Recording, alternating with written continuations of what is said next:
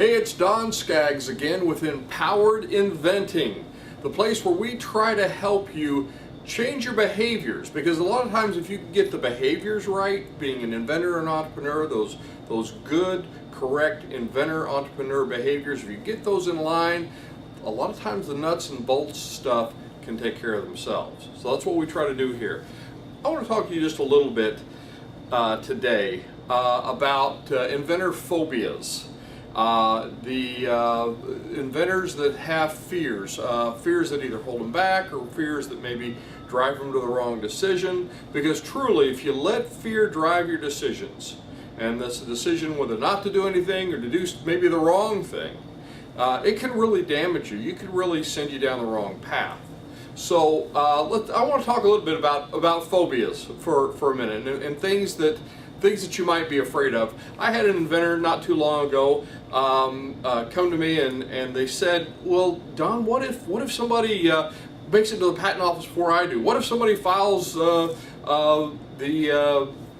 if somebody files their patent before me and I don't know about it, and I'm working on it and I'm doing all this stuff, and they're worried, they're worried about all these what ifs. What if this happens, or what if that happens? What if somebody just steals it and takes the market?" That sort of thing. And I always say, don't let fear drive your decisions, and don't let fear control what you do as an inventor or an entrepreneur.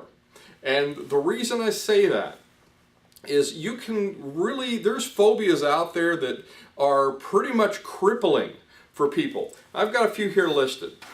And I had to pull these up so I can, because some of these are hard to read, and if I butcher the names, hey, I butchered the names. Here's one called chronophobia. It's the fear of the future, a persistent fear of what's to come. Here's one that's called gephrophobia. I'm probably butchering that name. Gephrophobia is the fear of bridges or crossing even the smallest bridge. So, and it's kind of funny, I thought about that. I thought, okay, there's people who are afraid of crossing bridges, just crossing a bridge. And then there's inventors that are afraid of crossing that bridge over to the next step, and they just kind of stay in that same step.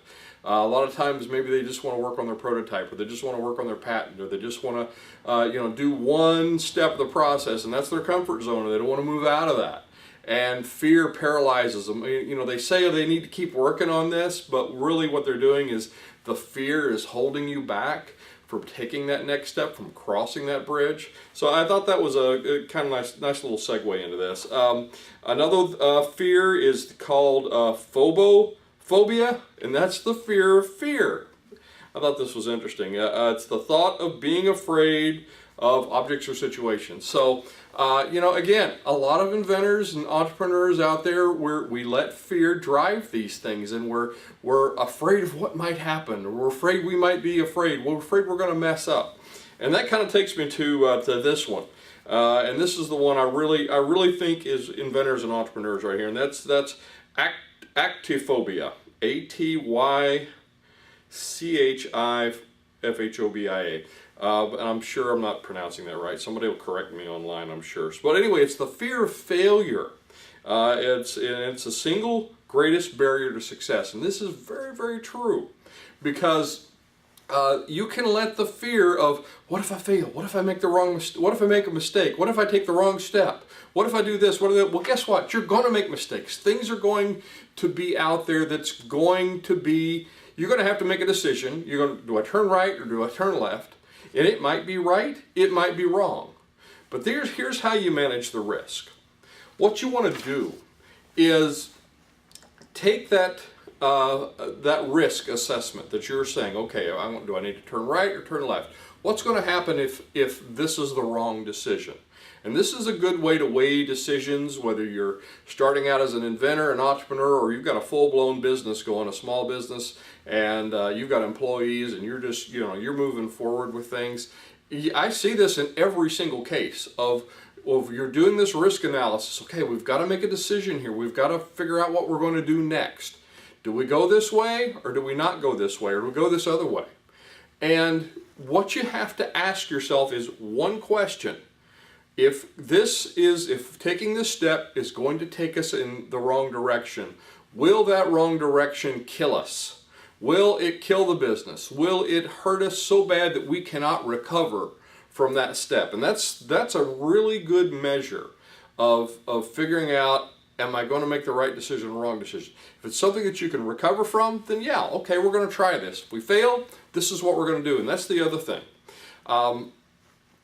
A lot of inventors and entrepreneurs, you have to have this plan B. You have to figure out, okay, let's say the worst happens. If the worst happens, then what we're going to do is we're going to do this, and then we're going to do this, and then we're going to do this. So you got a plan B, and that gives you a little breathing room, and kind of takes the edge off that whole fear thing, because now you've got this fear managed. You've got this risk managed, where you're going to say, okay, we're going to try this. We think this is going to work if we go this way, but if it doesn't, then these are the things we already know we're going to do. This is the plan B if it all goes bad.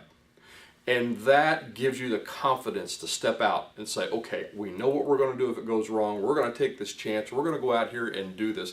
That's why I always say, inventors, do not, don't take money you don't have, spend it on things that you don't understand, and with results that you don't know what the results are going to be.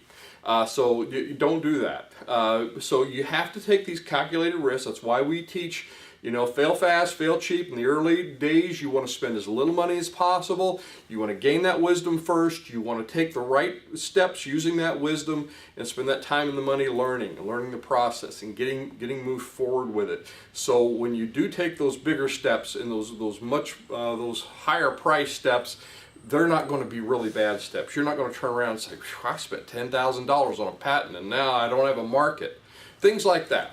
So anyway, back to these phobias. There was one other here. Glossophobia, fear of public speaking, not being able to do speeches. Now, you're not going to believe this, I know, if I tell you this, but honestly, when I first started doing this, when I first started working with inventors and entrepreneurs, I was really nervous speaking in front of other people, even a small group. Now, people laugh at that now because I speak in front of hundreds and thousands of people sometimes, and hopefully thousands of people here on YouTube and elsewhere.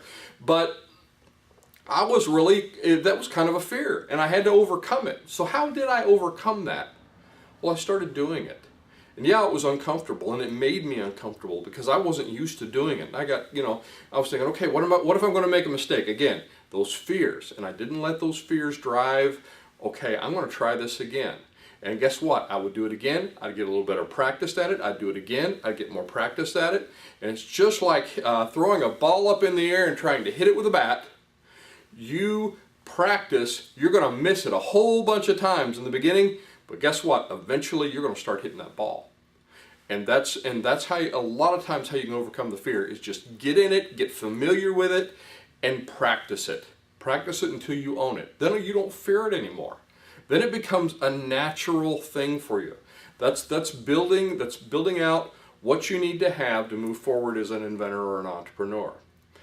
But so many times I'll see inventors, and really it's like these people that have these fears we talked about. And there's a whole big long list of them online somewhere, and it's just every kind of fear in the world. People are afraid of going outside. They're afraid of getting in their car. They're afraid of driving. They're afraid of flying. That's kind of a common one. But you've got to think about this way. If you let fear cripple you like that, there's people, they're afraid to get in their car and drive. Or, okay, here's a better scenario. People are afraid of flying, but then they have no trouble getting in their car and getting out and getting on the road when the chances of getting hurt in an automobile accident are much, much higher than getting in an airplane crash. But people don't see that. They just think, oh no, an airplane, I'm afraid. And they're afraid of flying.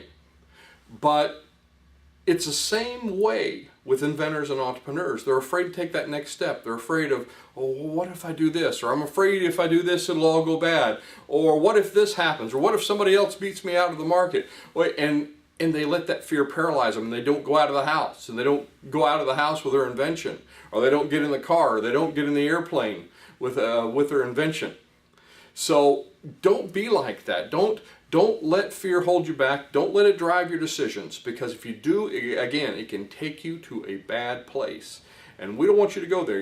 And the way you overcome it, become familiar with it. Get used to it. Watch other people who are good at doing it, and try to emulate the good things that they're doing with that. And that will help you, and you practice. You just keep practicing until it just becomes a natural thing. Then the fear just evaporates. I've seen it done, I've done it, and I know you can do it too. So anyway, I'm Don Skaggs. This is Empowered Inventing. If you're watching this on YouTube, please be sure and subscribe. Help us build our tribe, and help us grow this channel and grow what we're doing, and help us out. Our website is empoweredinventing.com, and I will look to see you at the next meeting, workshop, class, or on the next video.